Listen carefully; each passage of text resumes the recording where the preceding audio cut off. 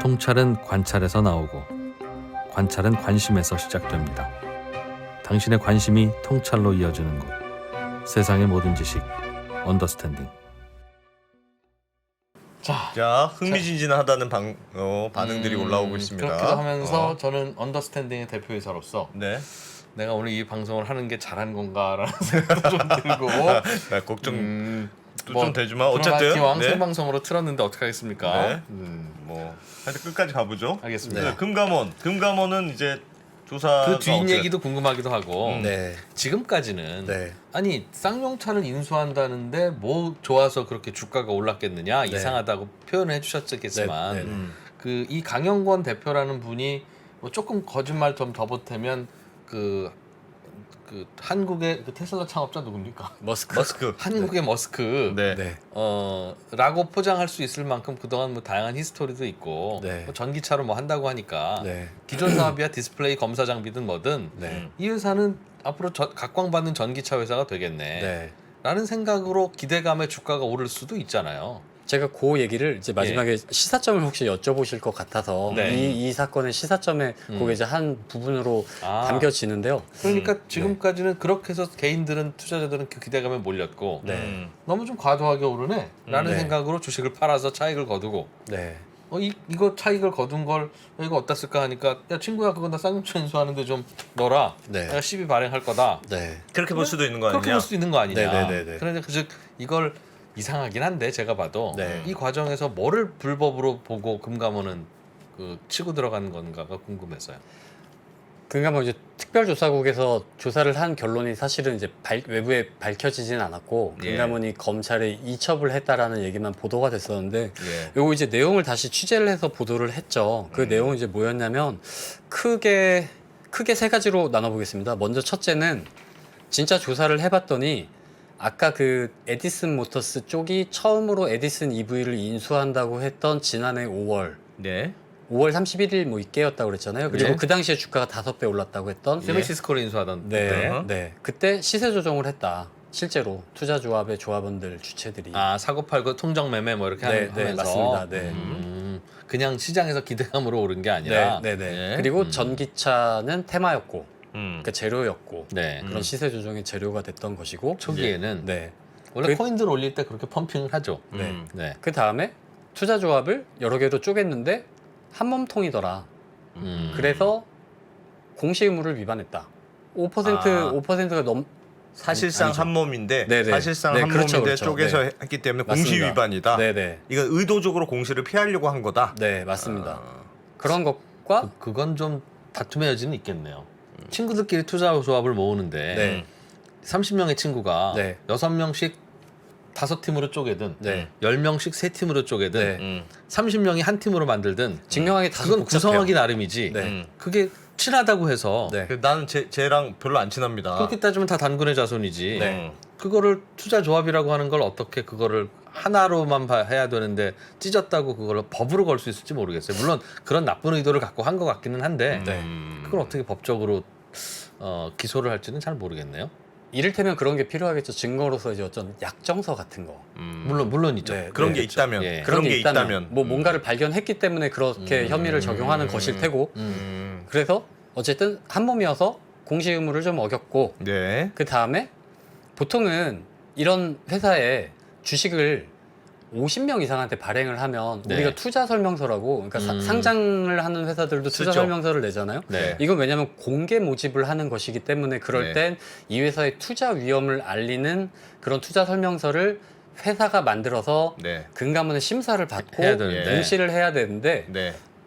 조합원이 50명이 넘었다. 실제로 세봤더니. 어. 근데 이 공시된 걸로만 보면 조합원이 50명을 넘진 않거든요. 네. 숫자를 세면. 근데 이제 숨겨져 있는 특수관계 조합원들이 막 있고 그래서 이 여러 개 조합원들을 쫙 합쳐보면 50명이 넘어서 그것도 위반이다. 네, 사실은 증거신고서도 내지 않았다. 내야 네. 되는데. 예. 네. 공모 규정을 어떤 어겼다라는 거죠. 그리고 여기서 이제 다소 충격적인 얘기가 좀 나오는 것은 네. 현대사료라는 회사를 아세요? 이게 장외에선 굉장히 유명했던 회사인데 네. 현대사료. 예, 이 회사는 히스토리가 좀 많이 복잡해요. 그래서 제가 지금 정리하면서 설명하면 시간이 또 너무 많이 들어갈 것 같아 굳이 설명하진 않고 예. 근데 이 회사도 마찬가지로 그런 어떤 장외에서 주가가 되게 많이 오르고 주목받았던 그 회사가 코스닥 시장에 있던 상장사인 현대사료 원래 사료 회사를 인수해서 네. 이 회사를 통해서 바이오 사업을 한다고 하면서 카나리아 바이오라는 회사로 지금은 사명을 바꾸고 네. 신약 임상을 하고 있다고 하면서 주가가 굉장히 많이 뛰었거든요. 음. 에디슨 EV는 제 기억에 지난해 코스닥 시장의 주가 상승률 1위였을 거예요. 에디슨 EV는. 예. 근데 세미시스코. 네, 근데 예. 이 현대사료는 올해 음. 무지막지하게 올랐었는데 예. 이 회사에 이 에디슨 EV에 들어갔었던 투자 조합에서 그 시세 조정을 했던 사람이 들어가 있다. 한 명이 복수의 인물인 것 같은데 제가 알고 있는 것은 한 명입니다. 예. 네. 그리고 그 한 명을 조회해 보니 주주로서 들어가 있더라. 어떻게 알았어요, 그걸? 그 사람을 제가 어떻게 알았냐고요? 아니면 금감원이? 그 사실을 금감원이 조사한 금감원 거예요? 조사 결과가요. 네. 음. 그리고 그분의 전력을 봤더니 전력이 굉장히 화려하더라. 예를 들면 어떤 활용? 다른 상장사에서 이런 류의 뭐 사건을 통해서 뭐 배임, 주가 조작? 뭐 그런 여러 가지 뭐 예. 위반 혐의로 재판도 받으시고 받고 있는 중이고 제재도 받고 막 이런 분이시더라. 근데 그 분이 이 두 가지 회사에 다 걸쳐 있더라. 그래서 에디슨 EV 이 건에도 걸려 있고 네, 현대사료 네, 건에도 걸려 있다. 네. 현재는 카나리아 바이오로 이름 바꾼. 네. 그러니까 소위 진짜 말 그대로 선수가 들어 있었던 쉽게 거다. 얘기하면 그런 거죠. 네. 근데 이거는 그게 이 사건과 무슨 관계가 있죠? 카나리아 바이오에 그분이 들어 있는 것과 네. 이 사건이 이 에디슨 모터스 쌍용차 사건이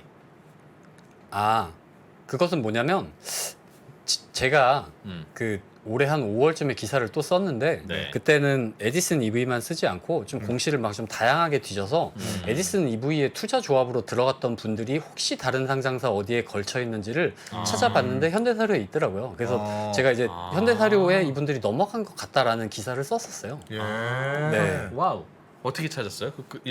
그 어떻게 찾아요? 그거? 투자 조합에 참여한 분들 개인 이름은 원래 공시가 됩니까? 맞습니다. 네. 그럼 조합원이 나와요. 그래도 이름이. 공명이인일 수도 있잖아요. 그럼 그분 그 이름이 네. 혹시 어딘가에서 5% 이상 지분 공시를 한 분이 없는가 찾아본 거예요, 일일이? 네. 와. 근데 그걸 이제 공시를 통해서만 보는 건 아니고 다양한 루트가 있겠죠. 얘기도 들어볼 수 있고 검색도 해볼 수 있고. 그렇죠. 네, 무대포로 찾은 건 아니고 네. 들어보고 실제로 있는지 확인한 거다. 네. 그래서 뭐 그리고 말씀하신 것처럼 그 사람이 이 사람인지 어떻게 하냐라고는 그런 게 있을 수 있는데 예. 그 조합원 명부를 보면 대략 주소랑 뭐 생년월일까지 나오나 뭐 그 정도까지 나와요. 네, 대충 예. 나와요. 대충 네, 나와요. 거기까지 같으면 그냥 같은 사람이다. 맞습니다. 네. 그래서 이 사건의 결론은 이제 금감원에서는 그렇게 내서 검찰로 넘긴 것이고 그리고 그 이후에 이제 복수의 취재원들로부터 다시 연락이 와서 저한테 이 사건의 전말은 이런 것이었다라고 얘기를 해주는 것들이 있는데 네.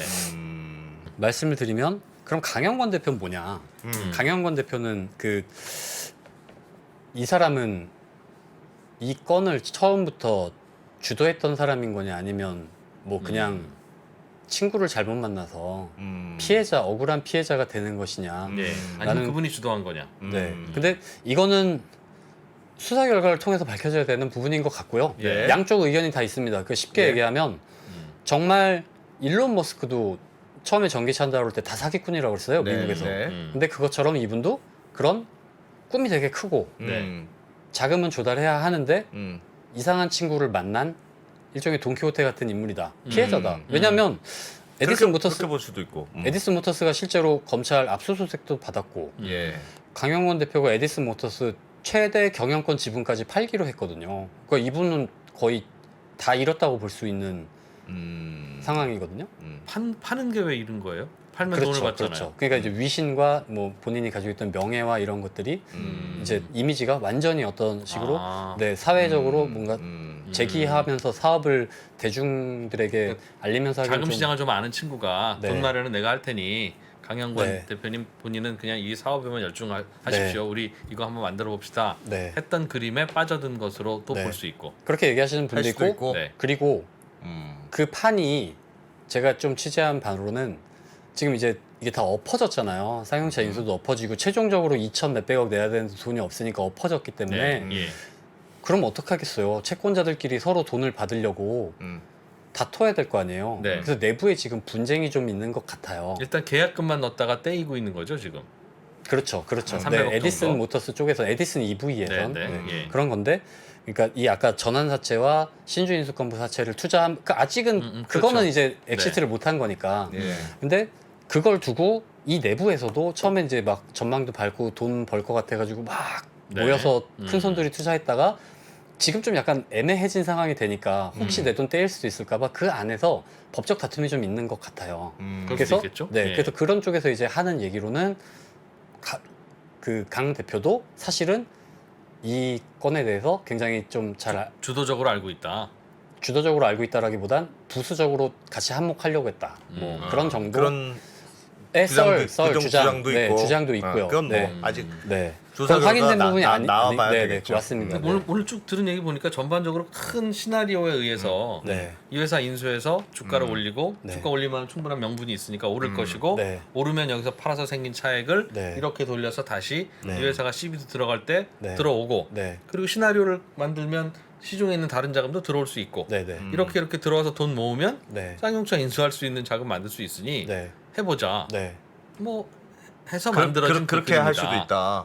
그런데 그러다가 실패하고 나니 상장사 하나가 망가지고 거기에서 투자했던 투자자들도 손해를 많이 입었고. 그 고민을 제가 한 1년 가까이 이 취재를 하면서 고민을 되게 많이 했어요. 왜냐하면 네. 다소 부정한 방법이더라도 네. 결과가 좋으면 목적이 달성되면 서로 윈윈이라고 볼 수 있는 거고 내가 너무 삐딱하게 보는 것은 아닐까라는 스스로 의심을 되게 많이 했어요. 내가 네. 생각하고 있는 게 약간 편향된 생각인가라는 그런 생각을 많이 했는데 지금 와서 드는 생각은 시세 조정으로 드러났고 그러니까 금감원 조사에서는요.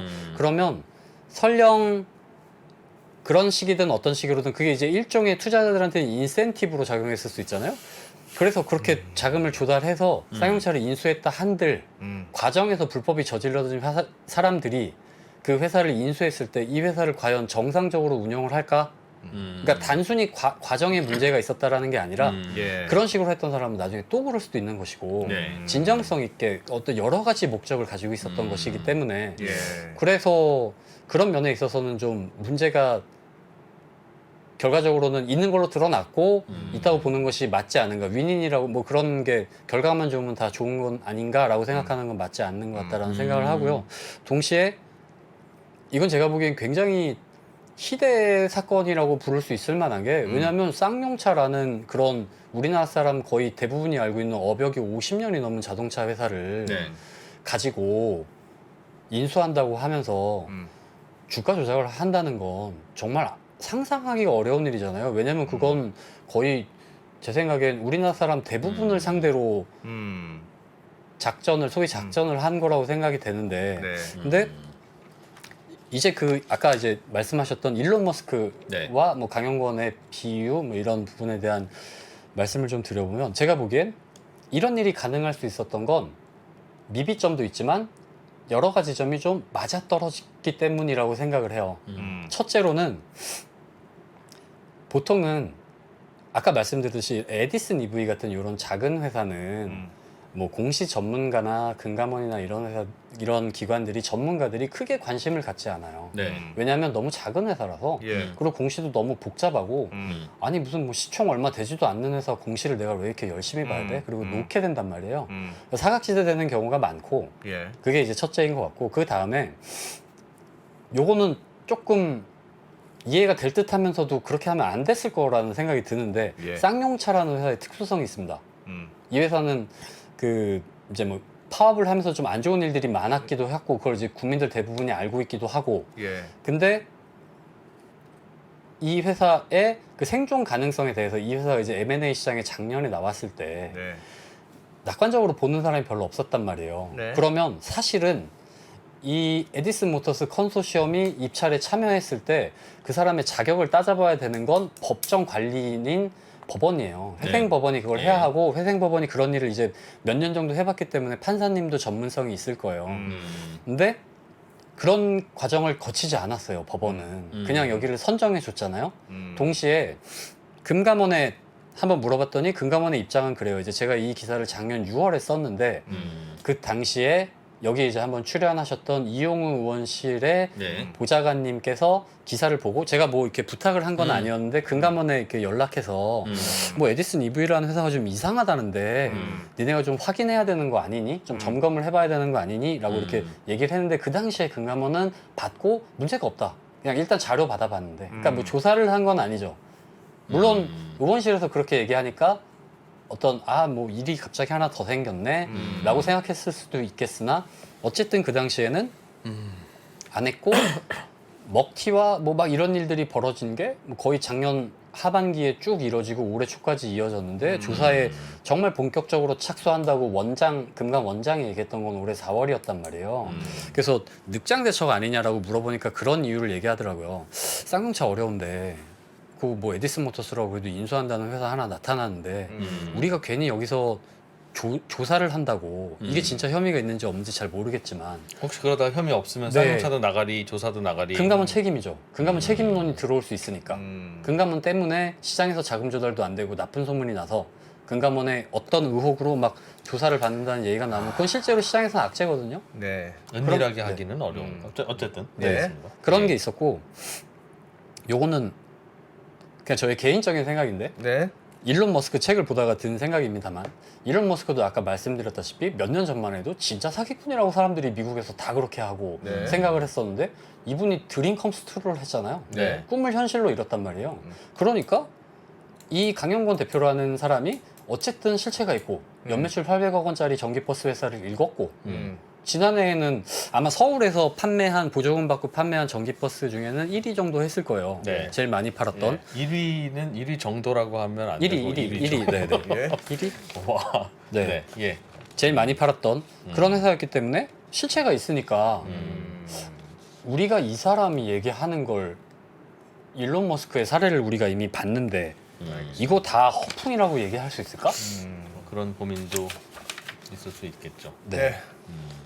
그런 문제와 더불어서 그럼 왜 컨소시엄은 그 당시에 컨소시엄에 들어갔던 사모펀드들은 이 판 엎을까봐 얘기를 안 했다라는 것도 이 판을 결과적으로는 더 키워버린 원인이 됐다고 얘기할 수밖에 없을 것 같고 그와 동시에 이제 뭐 부수적으로는 뭐 제도의 문제, 투자조합이라는 건 뭐 일종의 사모펀드와도 같은 것이지만 사모펀드는 어쨌든 완화된 규제를 적용받는데 이건 거의 규제가 없는 그냥 등록만 하면 되는 네. 그런 굉장히 운용하기 편리한 그런 이 투자 조합을 어떤 비히클 수단으로 활용함으로 인해서 발생할 수 있는 뭐 투자자 피해나 뭐 제도의 사각지대 이런 것 또는 뭐 주로 이제 이미 많이 얘기됐고 사람들이 잘 알고 있는 그럼 왜 주가 조작범을 우리나라는 너무 약하게 처벌해서 한번 벌리고 나면 그걸로 번 돈이 내가 받는 처벌 또는 과징금보다 더 많은가?